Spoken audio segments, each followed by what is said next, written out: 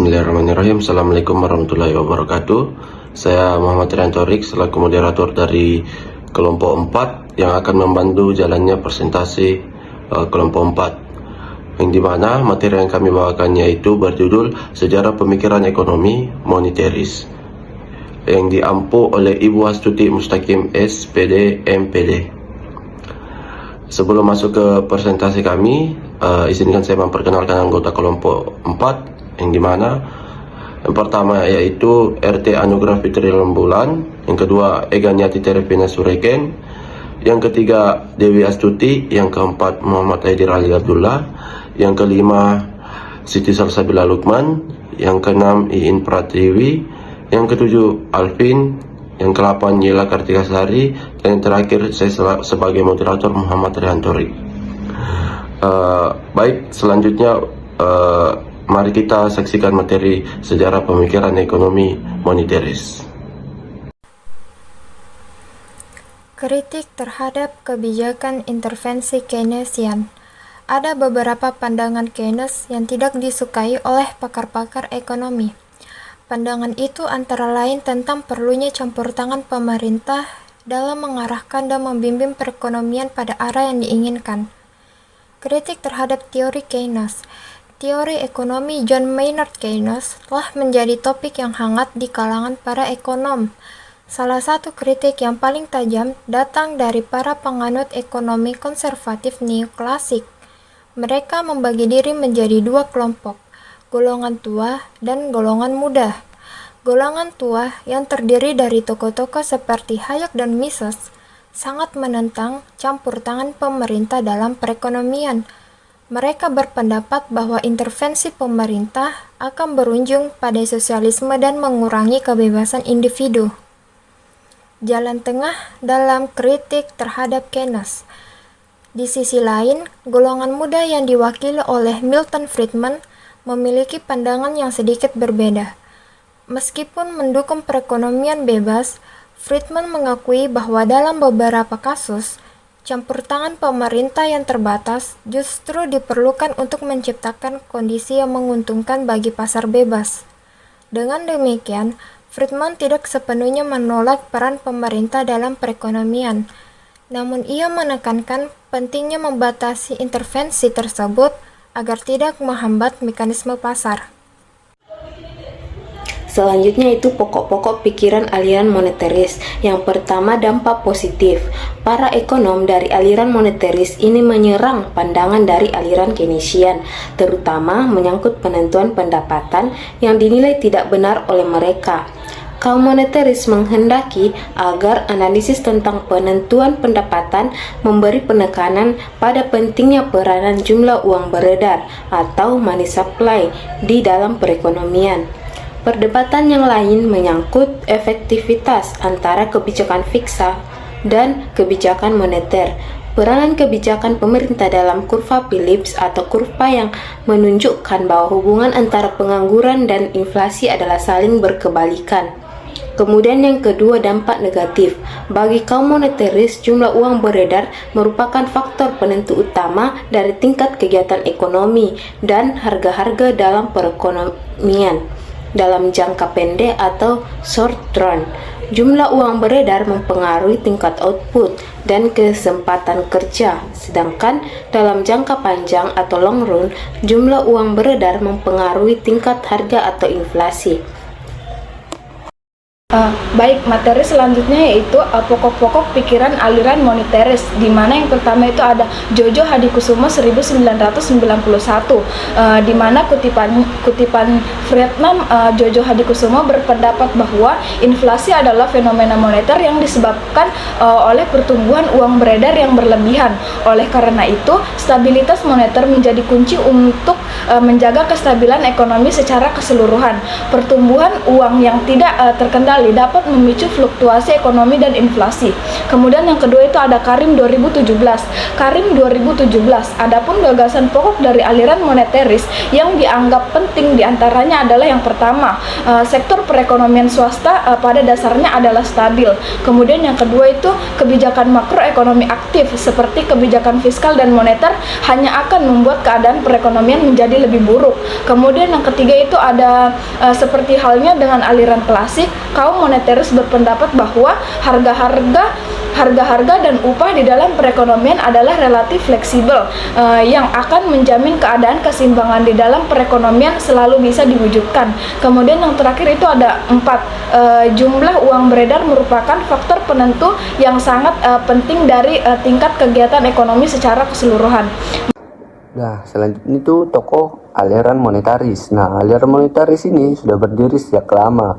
Pandangan-pandangan kaum monetaris ini baru diperhatikan setelah terjadinya kasus yang membumbungnya inflasi yang dibarengi dengan semakin tingginya tingkat pengangguran pada tahun 70-an. Monetarisme ini berakar dalam pemikiran Milton Friedman, yang dikenal sebagai bapak pendiri monetarisme. Nah, Milton ini dan Anna Whitworth menulis buku terkenal dengan judul A Monetary History of the United States di pada tahun 1867 sampai 1960. Dia berpendapat bahwa inflasi adalah fenomena moneter. Karena fenomena moneter, kunci untuk mempengaruhi hiperinflasi adalah jumlah uang dalam perekonomian.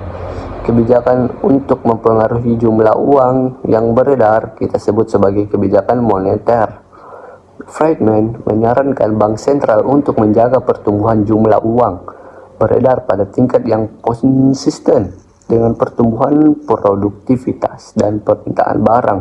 Ya, jika tidak, ia dapat menghasilkan konsekuensi negatif seperti hiperinflasi. Di antara Friedman dan monetaris ini sering dianggap seperti sinonims. Ya, tetapi ini tidak berarti ia sebagai satu-satunya. Jojo Hadikusumo pada tahun 1991 dengan tokoh-tokoh lain yang dianggap ini sealiran atau pendukung-pendukung aliran monetaris antara lain Karl Banner dari University of Rochester dan Alan Meltzer dan Bennett McCallum dari Carnegie Mellon. Perbedaan monetaris dan Keynesian. Pada perbedaan cara pandang kubu monetaris dan kubu Keynesian, maka dalam implikasi kebijaksanaannya pun juga berbeda. Dalam usaha meningkatkan laju pertumbuhan ekonomi dan dalam mengatasi pengangguran, kubu Keynesian lebih menyukai kebijaksanaan fiskal yang bersifat ekspansif. Sebaliknya, kubu monetaris lebih menyukai kebijaksanaan moneter yang kontraktif. Intervensi pemerintah untuk meningkatkan output dengan menggunakan kebijaksanaan fiskal tidak disenangi oleh Friedman. Misalnya, ada usaha untuk meningkatkan output dengan menurunkan pajak. Menurut Keynesian, langkah ini akan meningkatkan output. Tetapi menurut kaum monetaris, hal seperti ini tidak akan terjadi, sebab dalam perekonomian yang sudah memanfaatkan sumber daya secara penuh dan dampak tidak akan memberi pengaruh pada output atau crowding out effect. Selanjutnya, perbedaan monetaris Keynesian. Antara kubu Keynesian dan monetaris juga berbeda dalam melihat penyebab terjadinya fluktuasi ekonomi. Menurut kubu Keynesian, fluktuasi ekonomi terjadi karena adanya perubahan dalam faktor-faktor yang menentukan pendapatan nasional seperti pengeluaran pemerintah, investasi, dan konsumsi masyarakat. Sebaliknya, menurut kubu monetaris, fluktuasi ekonomi terjadi karena adanya lonjakan-lonjakan dalam jumlah uang yang beredar disebabkan adanya kebijaksanaan yang bersifat ekspansif dari pemerintah. Pendapat ini mengikuti pendapat pakar-pakar terdahulu seperti R.G. Huxley, F.A. Nayek, dan Knut Wicksell yang yakin bahwa terjadinya fluktuasi karena dipicu oleh faktor-faktor moneter yang cenderung berakibat kumulatif dalam jangka panjang. Kaum Keynesian percaya bahwa memang ada kaitan yang sangat erat antara jumlah uang beredar dengan fluktuasi ekonomi, tetapi bagi mereka bukan keadaan moneter yang mempengaruhi fluktuasi, melainkan fluktuasi ekonomi yang mempengaruhi jumlah uang beredar.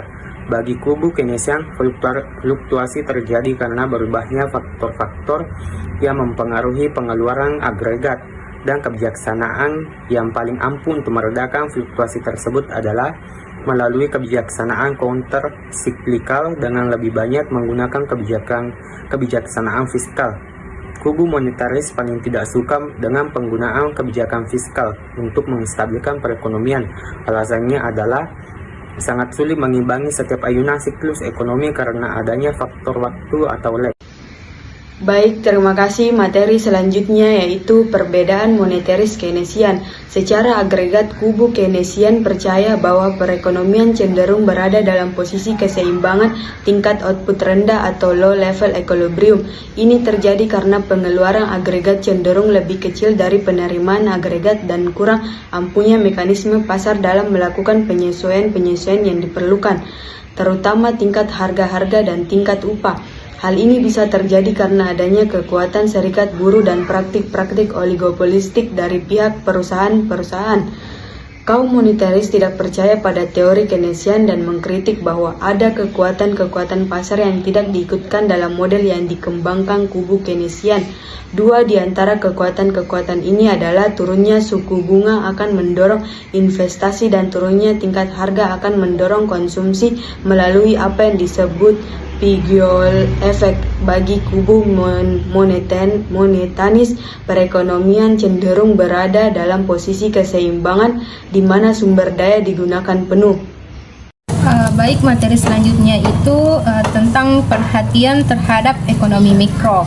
Nah, yang pertama itu teori-teori ekonomi Keynes yang berhasil menjelaskan perilaku ekonomi makro, tetapi Keynes tidak berhasil menyelesaikan kesulitan ekonomi pada masa tahun 60-an dan 70-an, sehingga orang yang mulai mempertanyakan dasar-dasar teori Keynes, misalnya perilaku mikro yang bagaimana diimplikasikan oleh hubungan-hubungan agregat yang dikembangkan oleh Keynes, sehingga orang-orang mulai kembali berpaling pada teori-teori dasar ekonomi mikro.